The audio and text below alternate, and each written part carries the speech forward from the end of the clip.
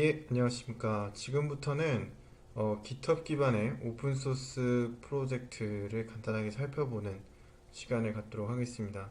이전에는 이제 UF 트레이스 관련돼서 집중적으로 한번 봤는데, 어, 이제 물론 개발 메커니즘에 대해서 살펴본 건 맞지만, 다른 프로젝트들에 대해서도 뭐 간단하게는 알아보면은 여러분들께 더욱더 이해도를 높여주는 게 되지 않을까라는 생각이 들어서 한번 배치를 해봤고요.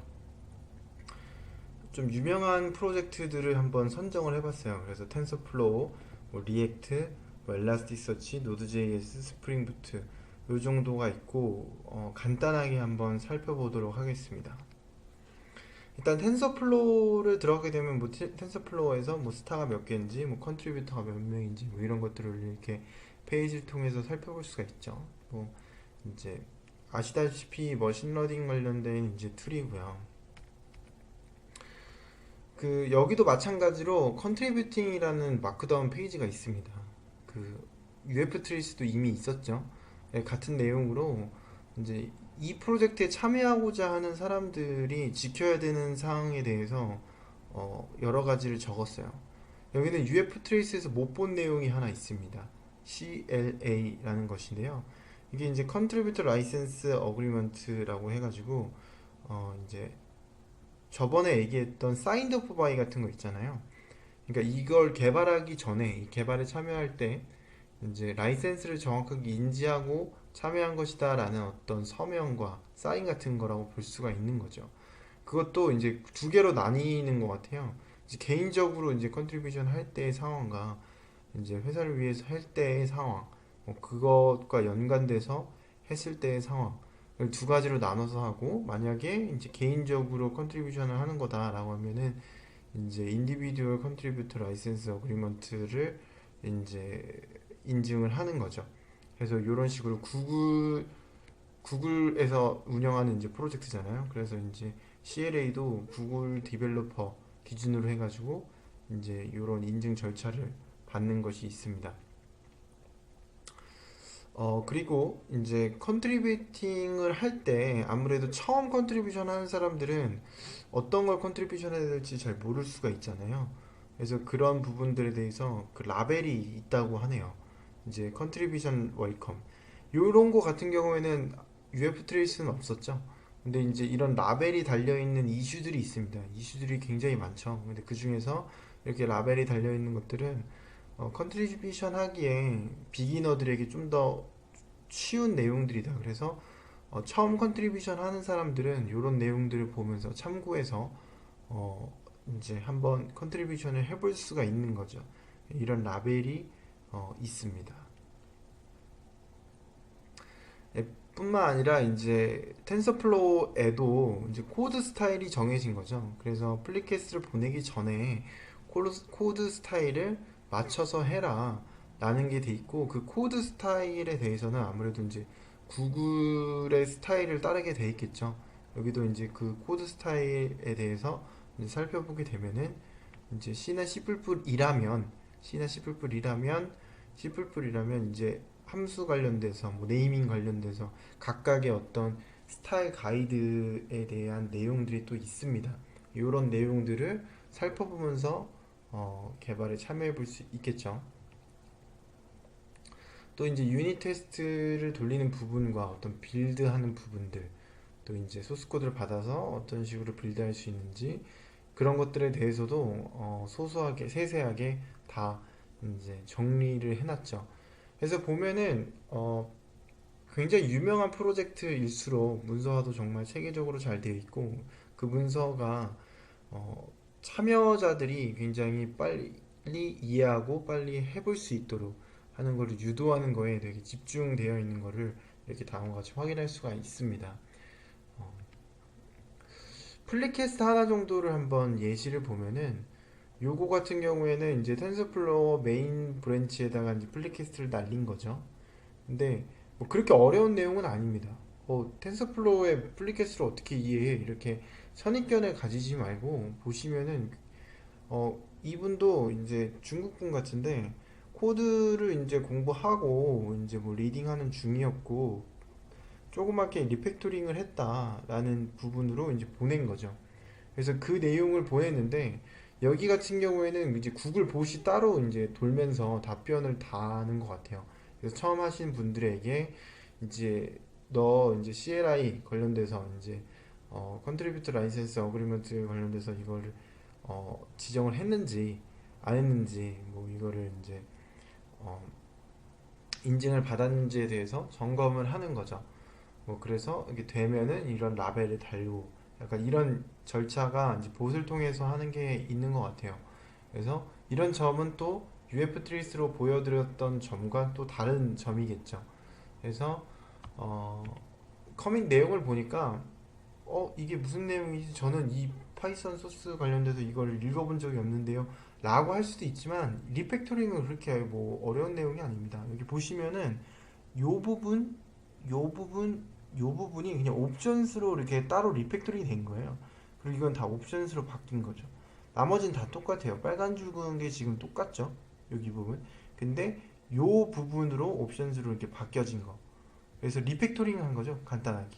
그래서 이런 내용의 커밋을 한번 확인해 볼 수 있었습니다. 예, 간단하게 텐서플로우 알아봤었는데 한번 이번에는 페이스북의 리액트를 한번 열어볼까요?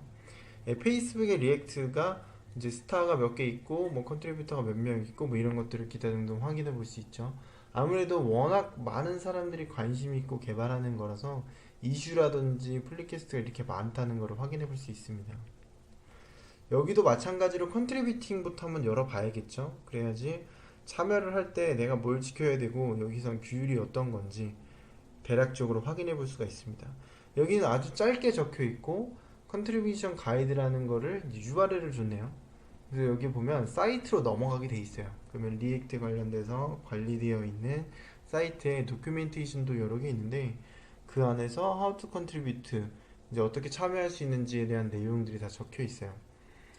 그러면은 뭐 여러분들도 이제 프로젝트를 운영을 할 때 이제 참여자를 위한 어떤 가이드라인이라든지 이런 것들을 여기서 참고해 볼 수 있고 이게 결국에는 개발에 있어서 어떤 어, 운영 방침일 수 있고요. 어떤 가이드라인일 수 있는 거죠. 단순히 여러 사람들이 참여하는 것만을 고려한 것이 아니라 이게 결국에 하나의 룰이 될 수 있는 거죠, 개발에. 그래서 그런 것으로 한번 참고해 볼 수 있을 것 같습니다.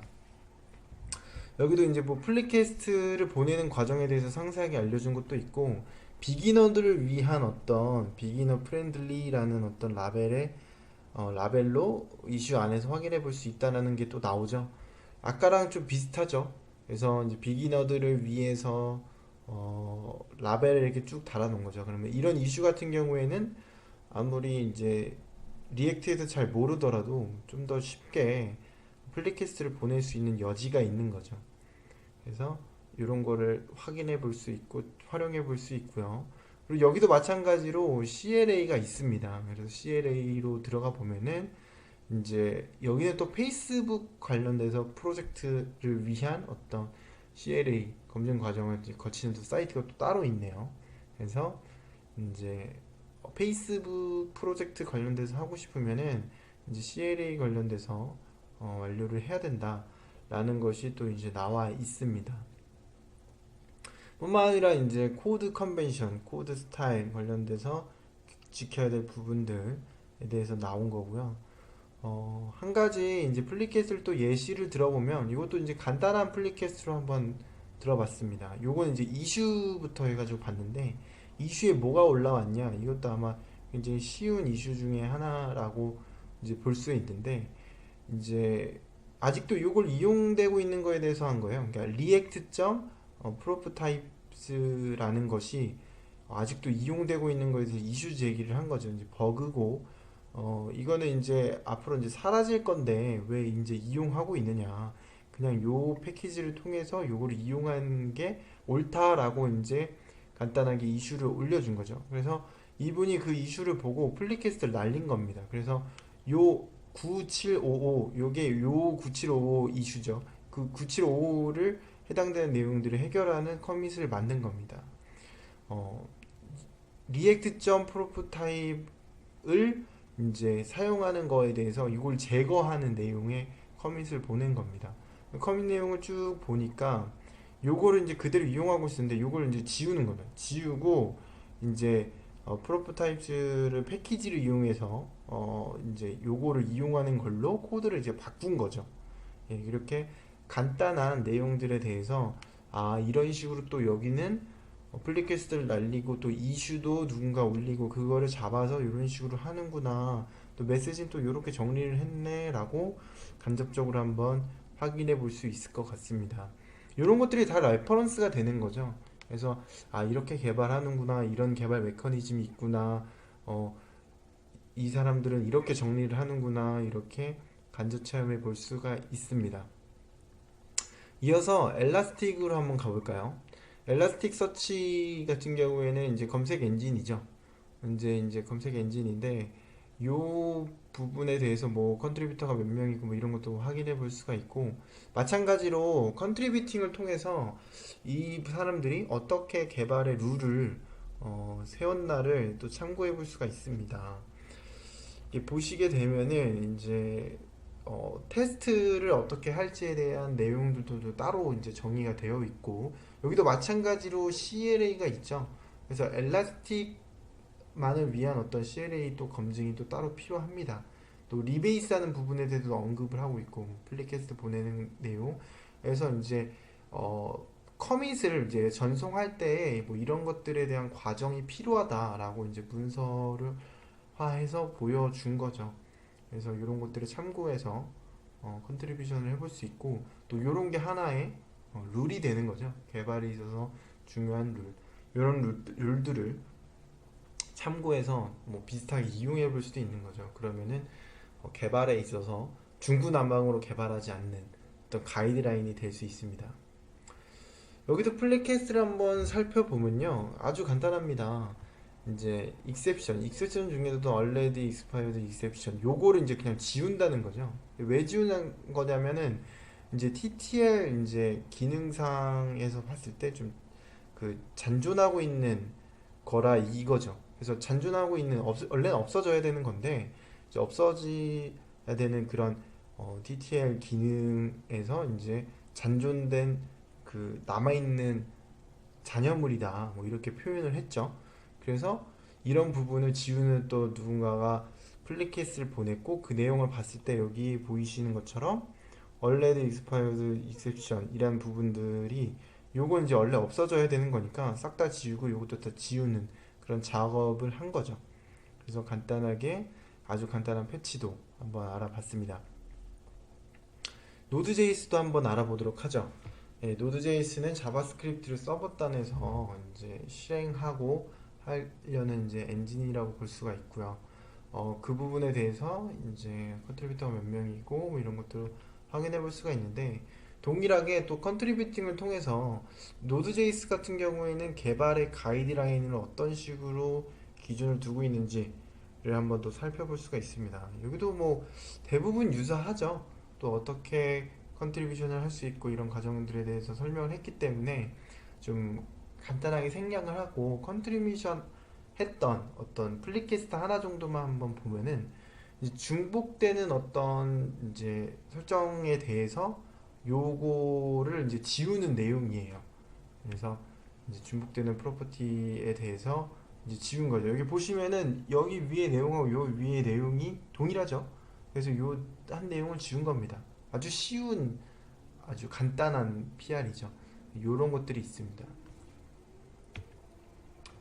자, 스프링 프로젝트를 한번 보죠. 이 스프링 부트라는 이제 프로젝트에서는 또 어떤 식으로 또 되어 있는지 간단하게 한번 살펴보면, 또 스타가 몇 개인지 컨트리뷰터가 몇 명인지 이렇게 확인해 볼 수가 있죠.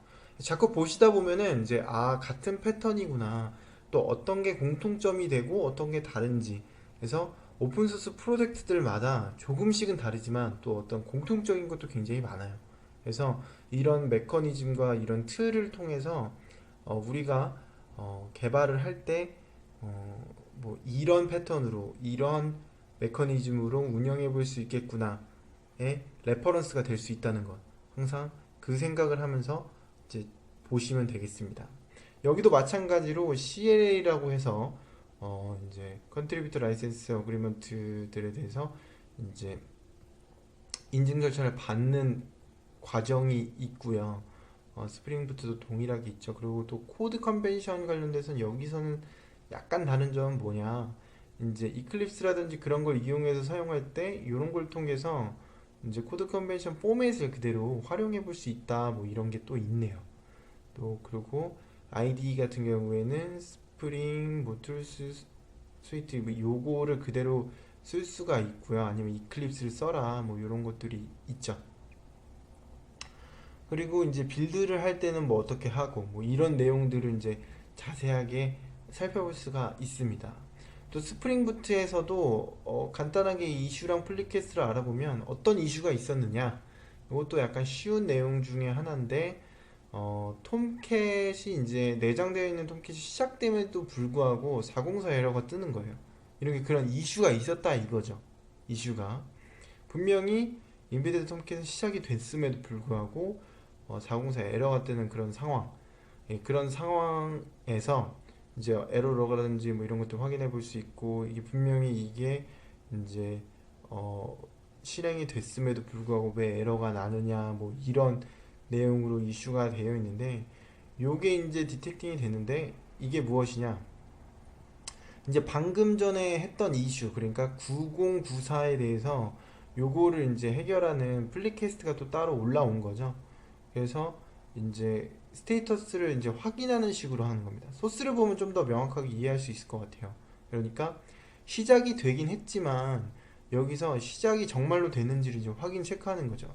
이제 컨텍스트를 봐서 그 스테이터스가 스타티드, 그러니까 이미 시작된 거냐를 이제 확인해 보고, 그게 아니라면 뭐 이제 예외 처리하는 코드를 이제 중간에 집어넣은 거죠. 그래서 시작됨에도 불구하고 자동차 에러가 뜨는 거를 회피할 수 있는 어떤 예외 처리 커밋을 또 이렇게 전송한 거를 확인해 볼 수 있습니다.